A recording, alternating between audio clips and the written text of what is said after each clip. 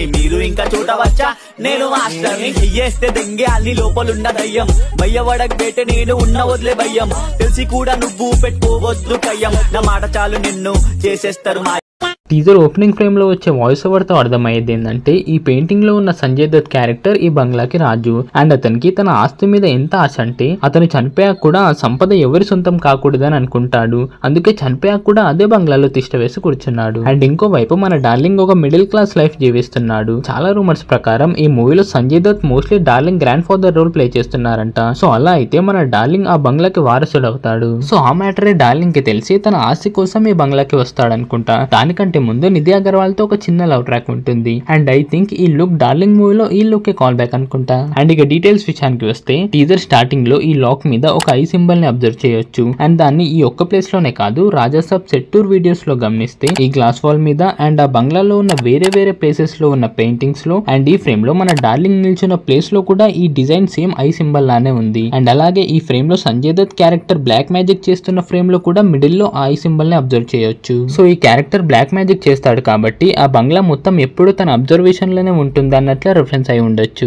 And ఇప్పుడు చాలా మందికి వచ్చే డౌట్ ఏంటంటే ఫ్యూ మంత్స్ బ్యాక్ మూవీ నుంచి మన డార్లింగ్ ది ఇంకో లుక్ రిలీజ్ చేశారు కదా, మరి ఆ క్యారెక్టర్ ఎక్కడా అని. సో బేసికల్లీ మూవీలో మన డార్లింగ్ ది డ్యూల్ రోల్ కాకపోవచ్చు, but most of the horror movies లో లాగా ఈ మూవీలో కూడా ఒకానొక సిచ్యువేషన్ లో సంజయ్ దత్ ఆత్మ మన డార్లింగ్ బాడీలోకి ఎంటర్ అవుతుండొచ్చు. సో అప్పుడు మన డార్లింగ్ ఈ లుక్ లోకి ట్రాన్స్ఫార్మ్ అవుతుండొచ్చు. అండ్ టీజర్ లో మన డార్లింగ్ ని చూపించిన ప్రతి షాట్ లో తన చేతికి ఈ తాయెత్తుని అబ్జర్వ్ చేయొచ్చు, బట్ అది ఈ ఓల్డ్ లుక్ లో లేదు. సో ఐ థింక్ ఈ తాయెత్తు అతన్ని ఎవిల్ ఫోర్సెస్ నుంచి రక్షిస్తుంది అనుకుంటా. అండ్ ఎప్పుడైతే అది తన చేతి నుంచి ఊడిపోతుందో అప్పుడు మన రాజాసాబ్ ఎంట్రీ ఉంటుంది అనుకుంటా. అండ్ ఆ ఎంట్రీ ఈ సీనే అయి ఉండొచ్చు. ఈ ఫ్రేమ్ లో చాలా మంది ట్రైబల్ పీపుల్ ఆ బంగ్లాలోకి ఎంటర్ అయ్యారు. వీళ్ళని టీజర్ లో వేరే ఫ్రేమ్స్ లో కూడా మన డార్లింగ్ తో ఫైట్ చేస్తుండగా అబ్జర్వ్ చేయొచ్చు. సో ఇక్కడ మన రాజాసాబ్ వాళ్ళని బంగ్లాకి రివర్స్ లో నిల్చోబెట్టి కొడుతున్నాడు. అండ్ ఐ థింక్ ఇది ఇంటర్వెల్ సీన్ అయి ఉంటుంది. అండ్ ఈ డ్యూయల్ రోల్ థియరీ ఎంతవరకు నిజం అవుతుందో ట్రైలర్ వచ్చాక తెలుస్తుంది. ఇప్పుడు వేరే డీటెయిల్స్ గురించి మాట్లాడుకుందాం. ఈ ఫ్రేమ్ లో ఇక్కడ ఒక క్యాట్ పెయింటింగ్ ని అబ్జర్వ్ చేయొచ్చు. సో ఐ థింక్ ఈ ఫ్రేమ్ లో చూపించిన క్యాట్ ఈ పెయింటింగ్ లో నుంచి బయటకు వచ్చినట్లు చూపిస్తుండొచ్చు.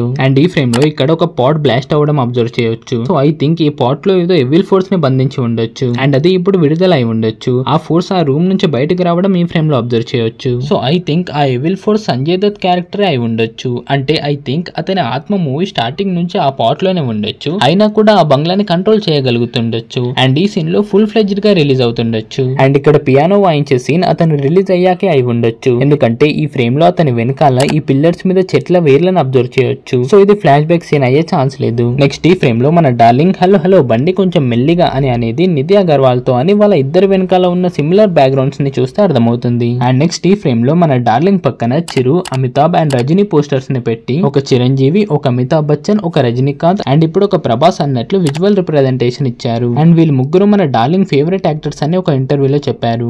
Favourite actor in Tamil Rajini sir, Telugu Chiranjeevi sir, Hindi Amitabh sir.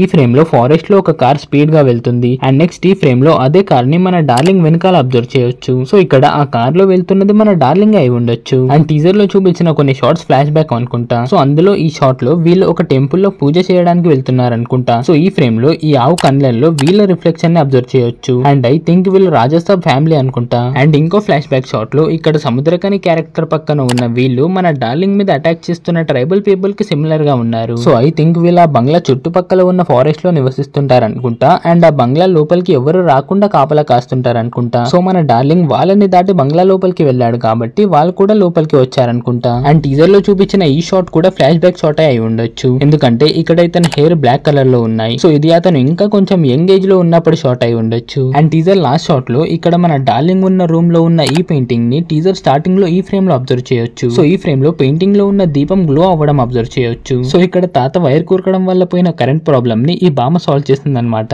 And అంతే, ది రాజాసాబ్ టీజర్ ని ఎన్నో రిపీట్ చేశాక నాకు దొరికిన అమేజింగ్ డీటెయిల్స్ ఇవే. ఒకవేళ నేను మిస్ అయిన డీటెయిల్స్ ఏమైనా ఉంటే కామెంట్స్ లో చెప్పండి. టీజర్ మీద మీ థాట్స్ ఏంటో కూడా చెప్పండి. వీడియో నచ్చితే లైక్ చేయండి అండ్ మీ ఫ్రెండ్స్ లో ఉన్న మూవీ లవర్స్ కి షేర్ చేయండి. అండ్ ఇలాంటి teaser and trailer break downs ఇంకా కావాలంటే ఛానల్ ని సబ్స్క్రైబ్ చేసుకోండి. గంట కుట్టడం మాత్రం మర్చిపోకండి. మళ్ళీ నెక్స్ట్ వీడియోలో కలుద్దాం. Bye bye.